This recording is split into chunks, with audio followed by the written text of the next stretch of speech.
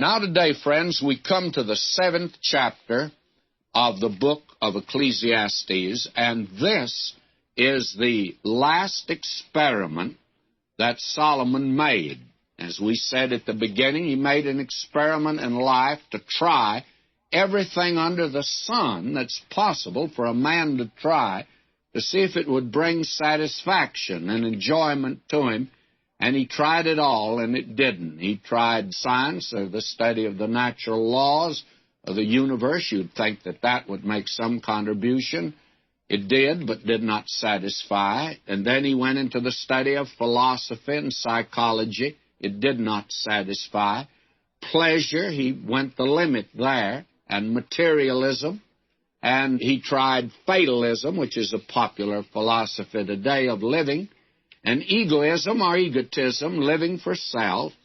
Then religion, and religion will never satisfy, only Christ can. And wealth was something that they tried. This man Solomon tried it.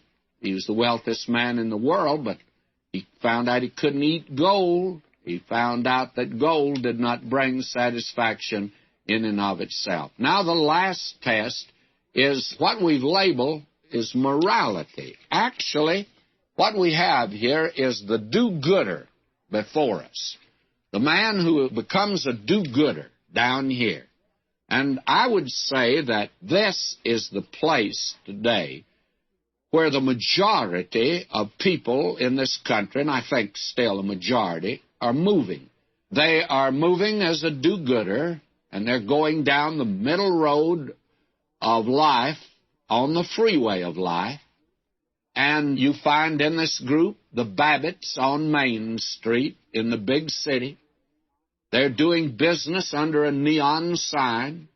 They live out in suburbia in a sedate, secluded, and exclusive neighborhood, and they're taking it easy. Their children go to the best schools, move with the best crowd, and they go to the best church, the richest church in the neighborhood, the one with the tallest steeple, the loudest bell or chimes, that has a very educated preacher. He knows everything that man can possibly know except the Bible. Doesn't seem to know it.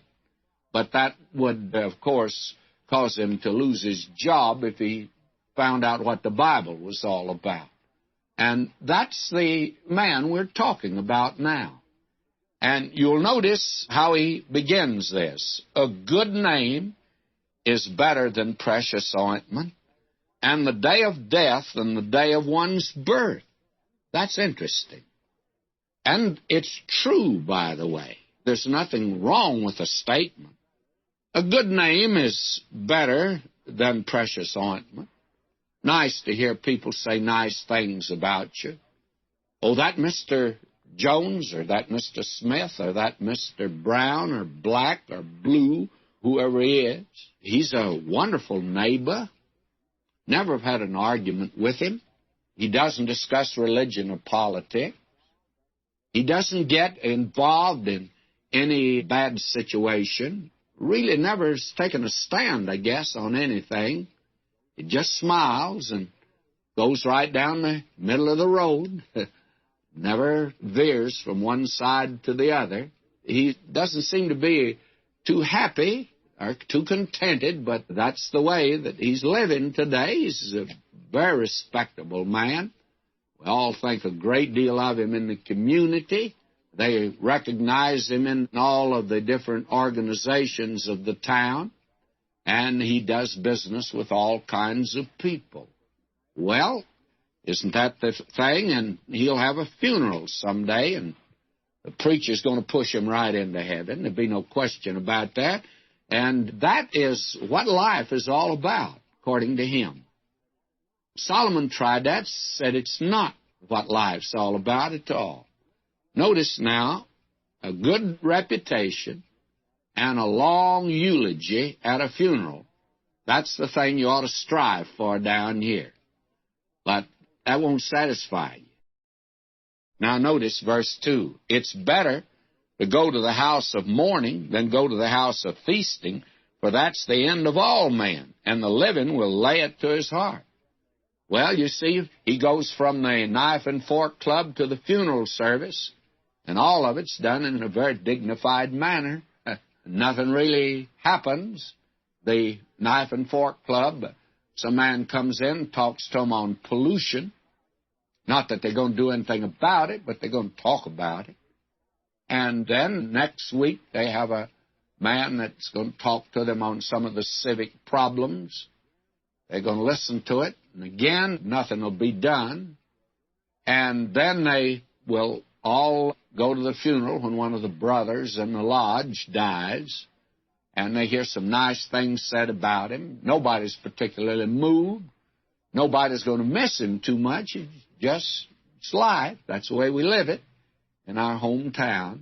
And very frankly, friends, I can't blame a lot of these young people from rebelling against that. To me, it's a lot of blah. I'm glad I never lived it like that. I don't live it like that today. To me, this is the worst situation of all. I'll be honest with you. This is not life. This is not living at all. Now, notice verse 3. Sorrow's better than laughter, for by the sadness of the countenance the heart's made better. Oh, may I say that they want to arrange it so you can laugh all the way to the cemetery. You see, if you cover up everything with flowers and you have a lot of soft music and the preacher says a lot of easy things and nice things, everybody's going to go home and say, well, we had a nice funeral, laughing all the way to the cemetery. That's life for a great many folk. Now, will you notice verse 4? The heart of the wise is in the house of mourning, but the heart of fools is in the house of mirth. He doesn't get 50 yards away from the cemetery till somebody tells a joke, and they all have a good laugh. This is living in the presence of death. And doesn't it somehow occur to some folk today that as they see their friends slipping out of this life, that they're moving somewhere, they're going somewhere, and it might be well to check in and to see where they're going. Are they saved? Are they lost? Are they rightly related to God? Well, that's not important. Oh, Mr. So-and-so, he was a good fella. He always gave to the community chest, and his wife was active in the Red Cross, and they were active citizens in the community, which means that they do practically nothing. That is, they really wouldn't take a stand on a vital issue. They wouldn't dare do a thing like that. Now, from now on, verse 5, down through the remainder of this chapter, the whole point is this, and let me lift out. It's better to hear the rebuke of the wise than for a man to hear the song of fools. But why not try both of them? That's the way to do it. Some brother comes in and says, I think you're wrong about this. Agree with him. And then you go down and listen to that rock band, and you enjoy that too, you see. But the idea is one may be better than the other, but it's easier to go with both groups. That's the picture that we have here. Let's move on down in it. For as the crackling of thorns under a pot, so is the laughter of the fool. This is emptiness. You can go with that crowd and have your cocktail hour, the happy hour. You can do that and then go to church on Sunday. It's all nice. That's the way we do it in our hometown. He goes on to say here, verse 9, Be not hasty in thy spirit to be angry, for anger resteth in the bosom of fools. Don't get angry at anything. Be a nice fella. Don't fall out with anybody. It helps business, by the way, and it's an easier way to go. And all that you have through this section is this. Take it easy. Walk softly. Don't be an extremist. Don't go nuts on religion. Avoid the left and the right. Don't be a leftist. Don't be a rightist, either in religion or politics. Just take it easy. Go down the middle of the road. Compromise. Don't fight. Switch. If you're with this crowd, go with them. If you're with that crowd, go with them. Whoever you're with, go with them. You can look religious on Sunday, and, my friend, you can live like hell on Saturday night, and you can still pass today as a Christian. A man said to me that had been drunk as a lord on Saturday night, said to me Sunday morning, he says, I want you to know I'm a Christian. What do you think I am, a pagan? You know, that's what he was. That's the picture that's presented here. Now, there's several things in this chapter I'd like to call attention to. Verse 11, wisdom is good with an inheritance, and by it there's profit to them that see the sun. Now, wisdom. And we said at the beginning of the book of Proverbs that wisdom is another name for Christ. We're told today that he's been made unto us wisdom. And in the midst of this here, of where a man is trying to go with both groups and take the middle of the road, he says it's well for you to have wisdom, and it's well to have Christ today. Now, he says, verse 12, for wisdom is a defense, and money is a defense. This man wants to have plenty of money, but he doesn't want to have Christ. But the excellency of knowledge is that wisdom giveth life to them that have it. And you can't buy life with money. You can go to Mayo's Clinic and extend your life 3 or 4 years. But, my friend, it doesn't give real life. It doesn't give eternal life here and now and out yonder in eternity. Doesn't give it. Only wisdom can do that, and wisdom is Christ. That is the problem with this man. And again, you notice that is said. Now, verse 21, it says, also take no heed unto all words that are spoken, lest thou hear thy servant curse thee. Now, don't be disturbed by reports. Somebody that knows you pretty well is going to say you're a crook. But don't let it bother you, because if you take the easy route, the middle of the road, you're going to find that in the long run, the community will applaud you. And they may vote you the man of the year. They may vote you the most valuable citizen that they've got. May I say, friends, this is putrid. This is puerile. This is nothing in the world but living like a vegetable, not like a man.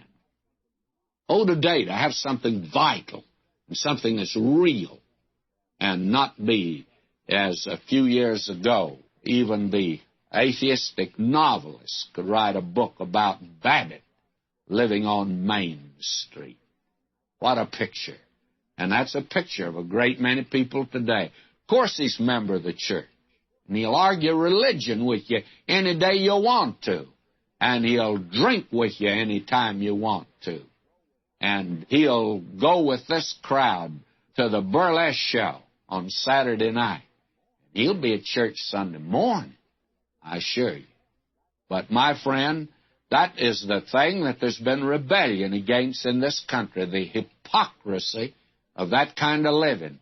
And many of a kid today has turned his back on that sort of thing. There are 2,000 of them out yonder on the big island of Hawaii. And I had the privilege of ministering to over 100 of those kids, and quite a few of them turned to Christ. They have tried everything. They found out that there's no satisfaction in these things, and now many of them have turned to Christ. Well, why didn't they find that in the home of people that are church members? My friend, because something is radically lacking today in the home.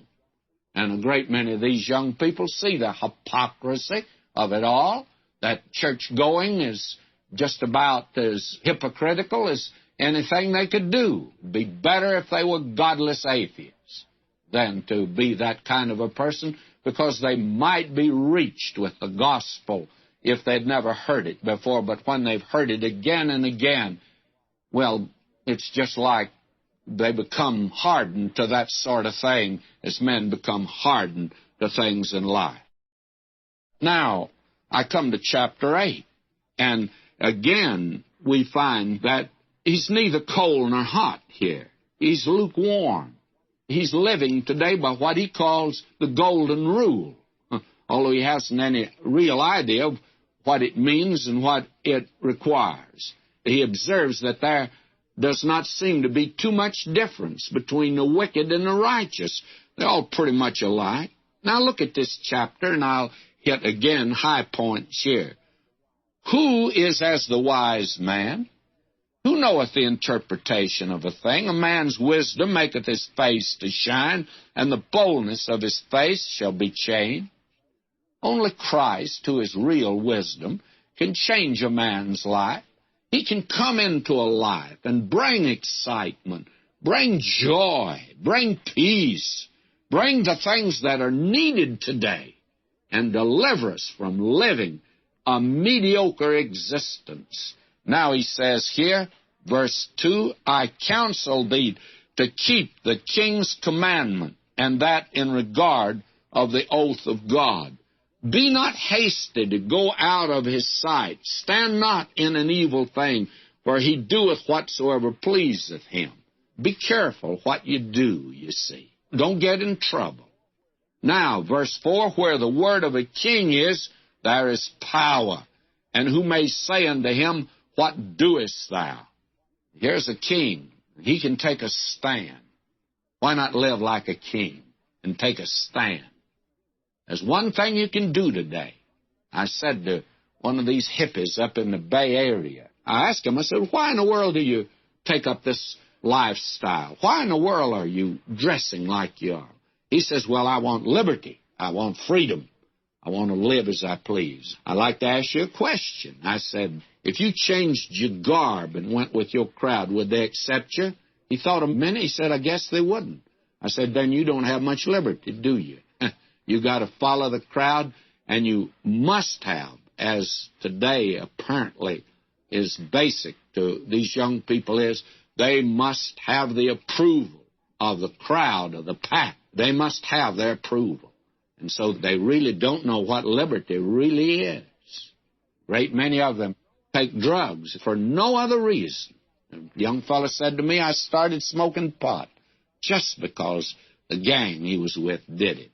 In other words, he could not bear the disapproval of the crowd. They don't know what freedom is. I said to this young fellow, I said, look, you think I don't have freedom because I dress as I dress?